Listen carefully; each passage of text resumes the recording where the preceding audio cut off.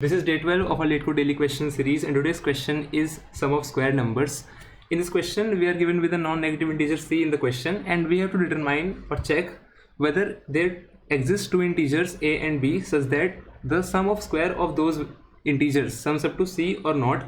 If there exist two integers, we have to return true. If there does not exist, we have to return false. And you can see in the example 1, c is given as 5. So we can take two integers 1 and 2 such that square of 1 and square of 2, which is 1 plus 4, equals to 5. So in this case we will return true, and in the second case we can't find any two integers such that sum of square of those any two integers sums up to value c, which is 3. So we will return false in this case.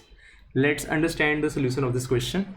So we are given with the integer c in the question, and we have to determine if there are two integers existing such that the squares of both integers after summing up adds up to value c or not. And remember, they can be the same integers. Like if c is given 32, a and b can be 4 and 4 respectively, because 4 square plus 4 square equals to 32, of course. So a and b can be same, as question doesn't say that both are distinct integers. And a and b, any value of a or b can also be 0. Like if c is given as 16, a can be 0 and b can be 4 for the answer, so which is also a possible answer. So we have to check all the pairs.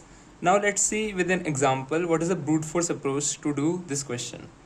Like for the brute force approach, we can check all the pairs, like from sc equals to 100, so we know that 10 square equals to 100, and after this 11 square exceeds the value 100.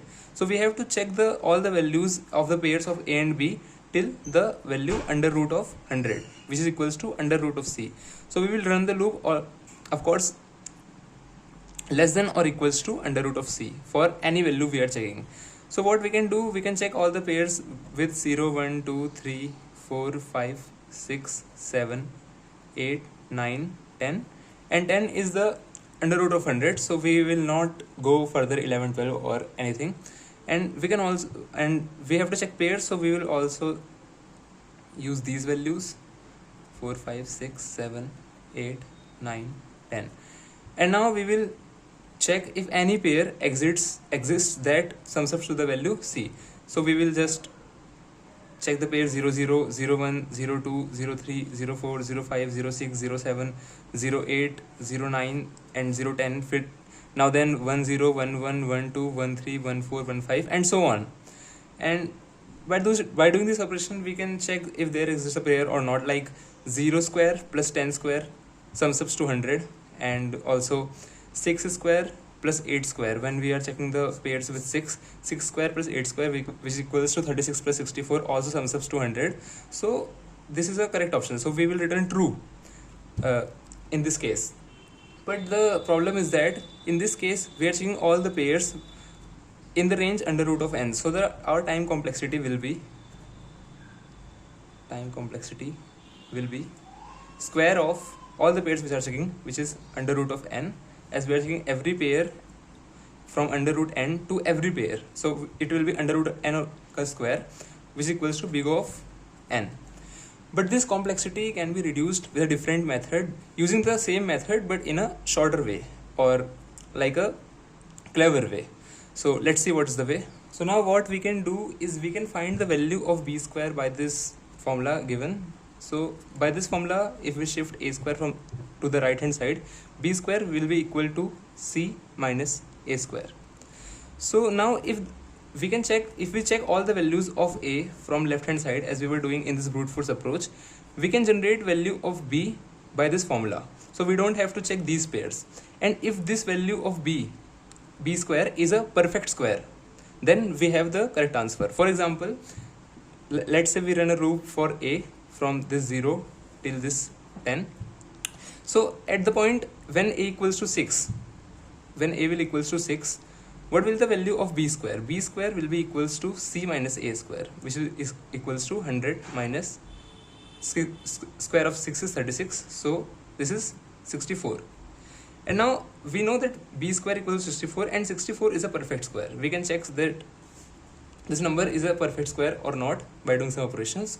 So we don't have to determine the values of b, and we don't have to run the loop in the under root n square, we can run the loop for only these values and check if any value of b is a perfect square or not. Any value of b square is a perfect square or not.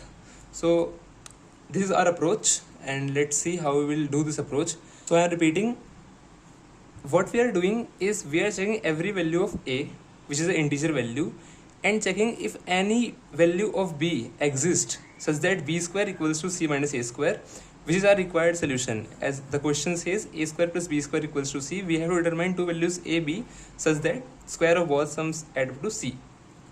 So we will determine if there is any perfect square. So if there is any perfect square, there will be a integer value b, and we are checking all the integer values of a. So it will be our desired answer, and we will return true at that point. And now let's see how we will code. So we will first calculate the value of b square by this formula. So b square will be equals to c minus a into a. And after calculating b square, we will check if the b square is a perfect square or not. So we will declare some integer values. All the values of all the values of a, b square and b will be integer type. So if we under root the value of b square, it will be automatically converted into the integer type. Like if the value of b square is let's say 37, which is not a perfect square, so this is not a correct answer. So the under root of this value is what? Under root of this value is 6 point something something, and it will be converted to 6 because we are using integer data type for the value b. So b will be this, as b square was 37, so b was under root of 37 and b is 6. And after we will calculate the square of b, which is 6 into 6, which equals to 36. Now we see that 36 does not equal 37, so b square was not a perfect square. We will apply this approach only to check if the b square is a perfect square or not. So what we will do is we will just write b equals to square root sqrt function of b square. Now we get the square root of b by using this function, and after this what we will check is if b into b, we will just square the integer value of the square root of b square and check if it equals to the previous value of b square or not. Just same as what we done in this method. We take the under root of this value 37, which is equals to 6 point something, so it is converted to 6, and then we again square the value and check if those both values are matching or not. If the both values are matching, then of course there is a correct solution, there is a perfect square, and a is also integer, b is also integer, so we will return true in this case. Otherwise we will just increment our value of a so that we can check the further values. Like if we check a equals to 1 and b square is c minus a square, so it will be 99, and we found that 99 is not a perfect square, so we will proceed to the next values and we will just go again and again. At any point if we find that it is a perfect square, we will return true, and if we find that it is not a perfect square, we will just increment our variable a. And after this whole loop execution, if we don't find any value, we will return false. And this is all. And also just write the condition. What will be the condition? While a is less than equals to sqrt of c, because we were checking all the values of a till less than equals to the under root value of c. Like when c was 100, we were checking only from 0 to 10. We can't check 11 because the square of 11 will exceed 100, so it is a time waste, or complexity will increase if we do so. So for reducing complexity, we are checking only values of a from 0 to the value of this. And while a less than equals to sqrt c, this whole loop will run, and the function can be closed here. And before this, we have to declare values in the integer form, of course. So int a equals to 0, b and b square.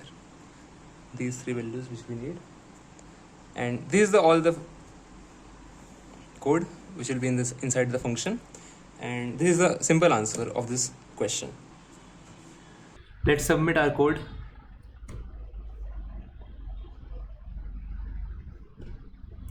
So our code is accepted. Thank you for watching.